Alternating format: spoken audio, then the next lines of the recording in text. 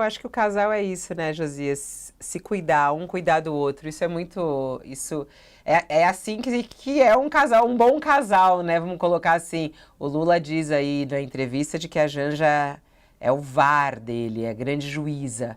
Porque os médicos colocaram uma série de restrições, presidente Lula sendo cuidado neste momento, de certa maneira, por Janja. Ele não está com nenhum cuidado médico na casa, não tem enfermeira, não tem nada. Mas ele diz, eu estou com a minha juíza aqui, com a minha vara. Ela tem tido um papel importante nesse tratamento do Lula. Tanto é isso, a gente conta muito no podcast também. A Janja é aquela que fica andando com a água do lado dele, fala, não, ele não vai, ele vai parar agora, ele vai descansar, ele vai comer. Cuidado, um cuidando do outro. E aí, em especial, Janja cuidando de Lula. Mas chama a atenção essa situação da casa. Quando falou, o Lula vai ficar em São Paulo. Onde vai ficar? Porque se imaginava que essa casa já tivesse sido entregue desde quando ele foi eleito e mudou para Brasília, né? Mas não, a casa em Alto de Pinheiros permanece lá e é lá que está Lula e Janja neste momento.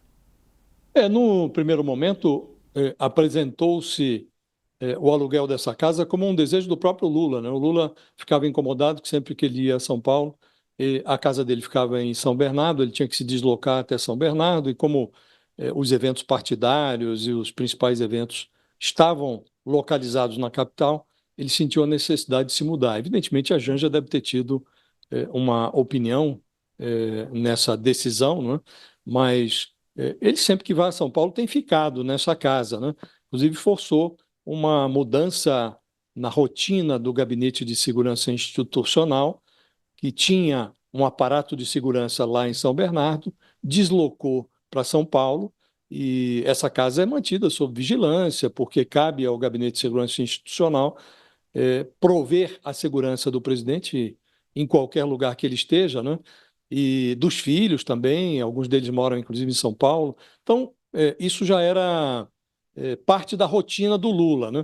Agora, me preocupa um pouco, Fabiola, esse pós-operatório do Lula, porque na vida quem comete um erro e não se corrige acaba cometendo outro erro, né? E a mim me impressionou muito as declarações que foram feitas nesse final de semana relacionadas ao quadro clínico do presidente. Seja por parte do cardiologista, o médico pessoal do Lula, o Roberto Calil, seja por parte do próprio presidente. O Calil disse, olha, o quadro era extremamente grave, as declarações dele destoaram um pouco das afirmações que ele vinha fazendo durante a semana, quando o presidente estava internado, sendo submetido aos procedimentos médicos, né?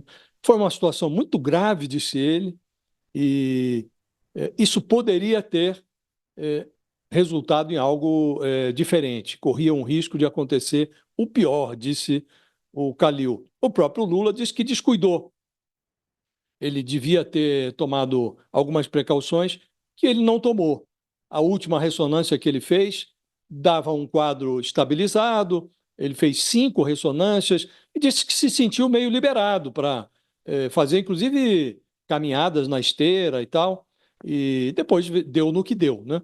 Deu em dor de cabeça tardia, correria para São Paulo, e essa operação cirúrgica que foi feita de afogadilho, de emergência, né? Agora, de novo, nós estamos falando, ainda hoje falamos com mais uma neurologista, uma médica especialista nisso, e diz que o presidente vai ficar submetido a uma observação que será uma observação de longo prazo. A doutora que nós ouvimos hoje, que é do quadro clínico, aliás, do Sírio-Libanês, né, ela está dizendo, olha, não convém participar de encontros com muita gente, é preciso que o presidente se resguarde. O Lula já está falando em fazer reunião ministerial de final de ano, né? Está falando em se envolver e trabalhar já na semana que vem. Então, quer me parecer que há um certo desrespeito, não com o vice-presidente, é um desrespeito com o próprio Lula. Está se desrespeitando a saúde do presidente, que deveria ter um pós-operatório mais sensato, um pouco mais distanciado dessa azáfama, dessa correria do dia a dia a que está submetido um presidente da República, sobretudo um presidente que tem aí uma agenda com coisas sendo aprovadas ali às pressas no Congresso Nacional, precisa correr porque está chegando o recesso de final de ano, quer dizer, há gente habilitada para fazer isso, o presidente não precisa se se tornar um personagem alheio a tudo que está se passando, mas seria recomendável que ele delegasse mais as atribuições. O próprio Alckmin, ele, na semana passada, recebeu um chefe de Estado estrangeiro, ele presidiu a reunião do Conselhão. Em que circunstância ele está atuando, se não como um substituto do presidente? Por que não formalizar isso? Por que não dar ao Lula um prazo para que ele se restabeleça inteiramente? Então, acho que está se cometendo um segundo erro aí, Fabiola.